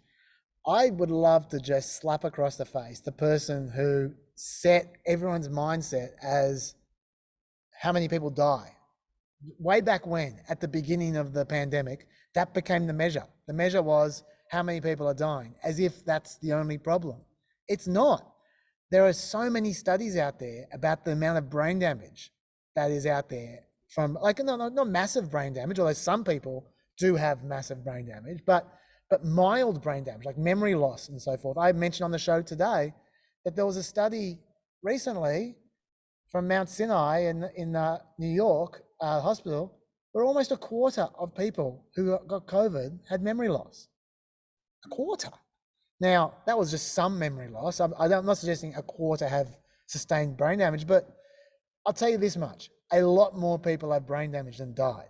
And yes, kids don't die, but do you want to let's say 8% or 9% of kids end up with mild brain damage because of COVID. That's for the rest of their life. Is that okay with you? I don't think it is, but we never talk about that. what's the correlation between if you're going to have that kind of brain damage function or severe lung damage function and vaccination? I mean, is vaccination going to drive that down because it would be less severe, and it's the severe cases that you're overheating the brain or your lungs are choked, sort of so under pressure? That's the long COVID.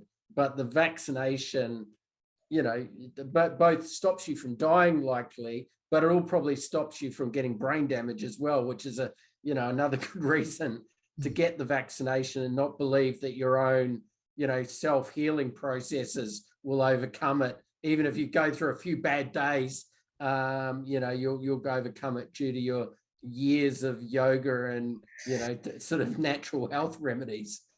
All the things I never do.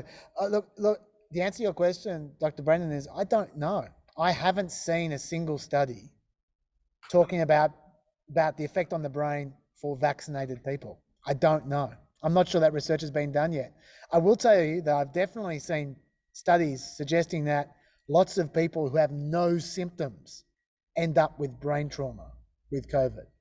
That it's not a case of you need to end up in hospital on a tube before you have brain trauma. That that brain trauma is quite common even with people with no apparent symptoms. So that's which is a bit scary. But the mild brain trauma, but still, so you don't want any brain trauma if you can avoid it. But yeah, I haven't seen a comparison between those with vaccinations and those without when it comes to brain trauma. I would like to see it, because speaking for myself, I'm actually more interested in the brain trauma aspect than anything else. I can't believe people are ignoring that.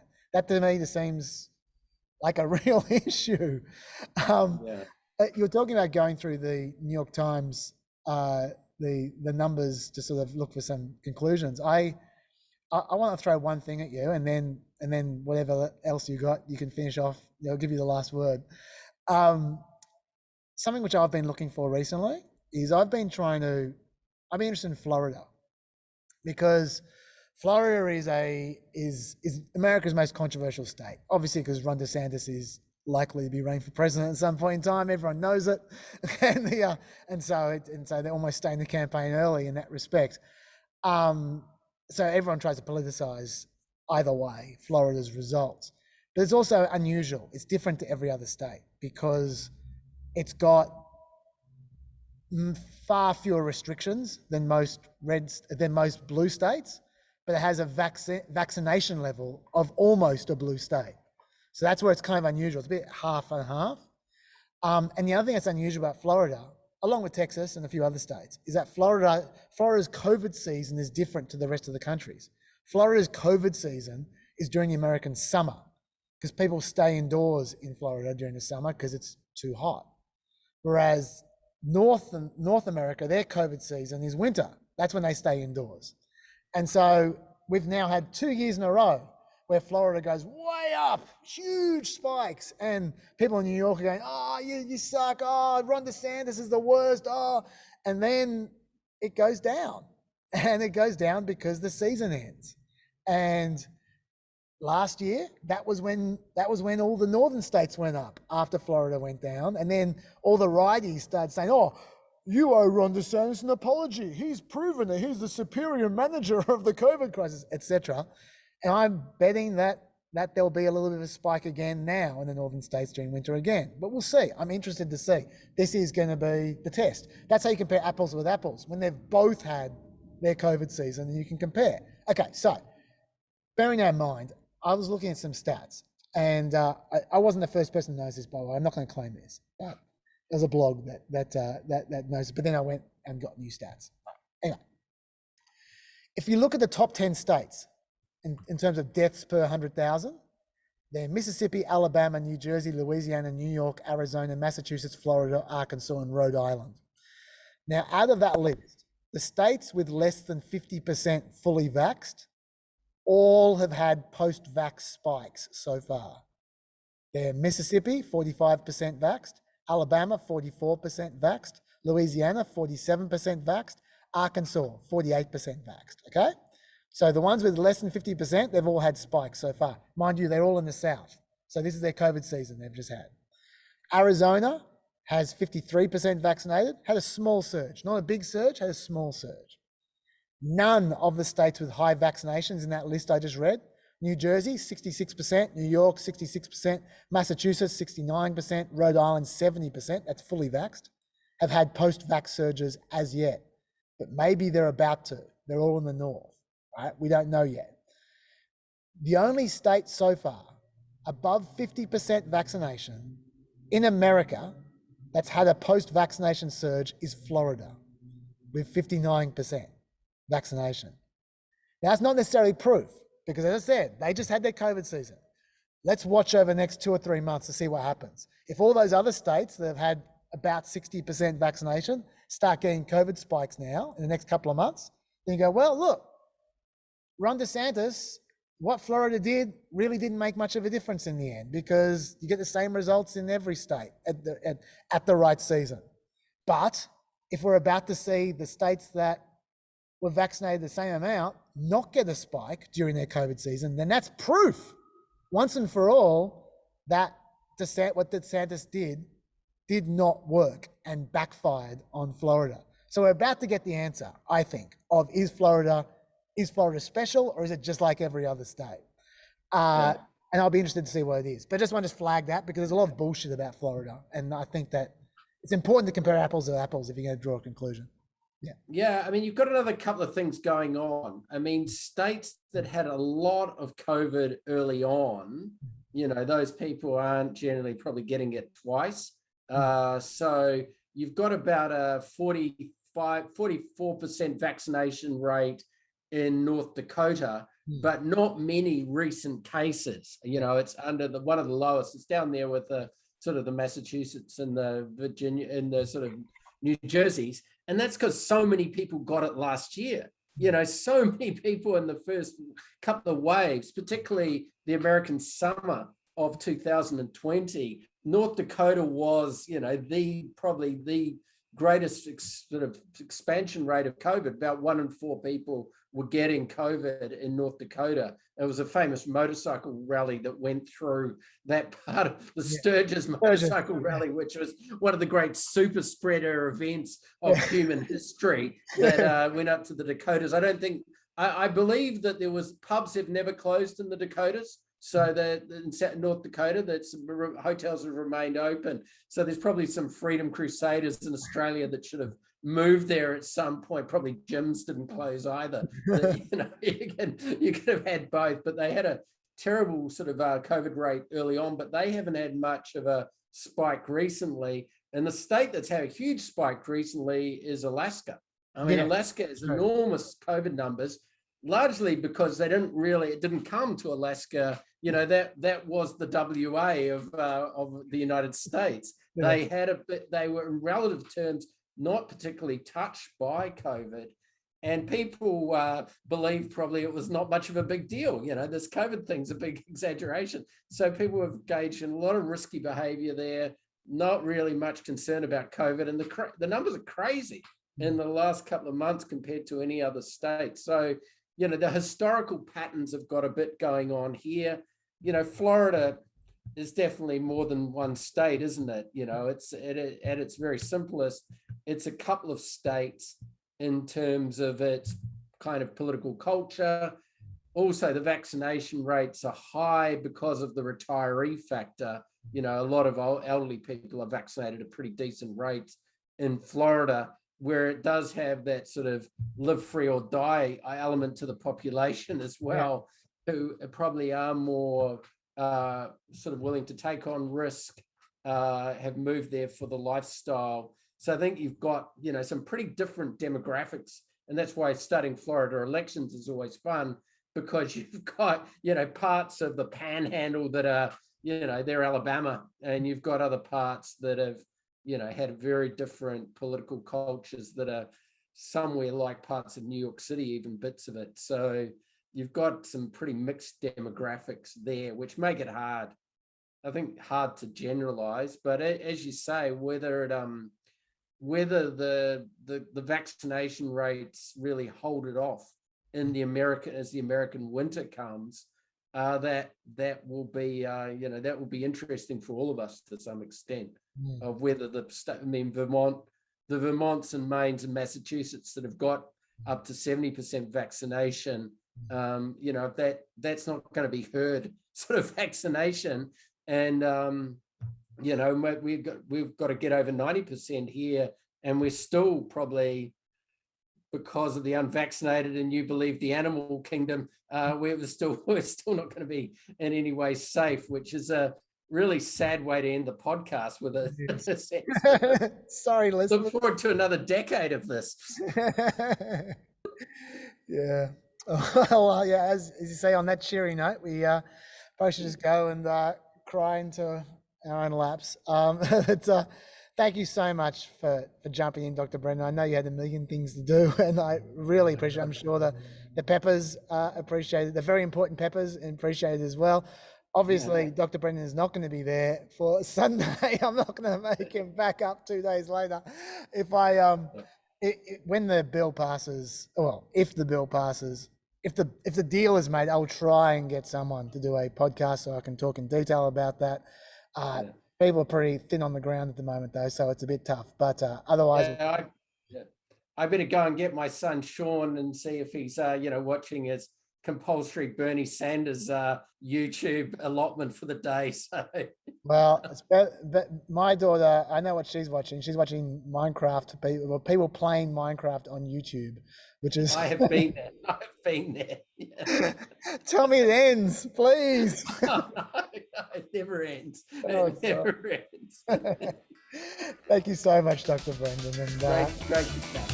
see you guys soon. Bye bye.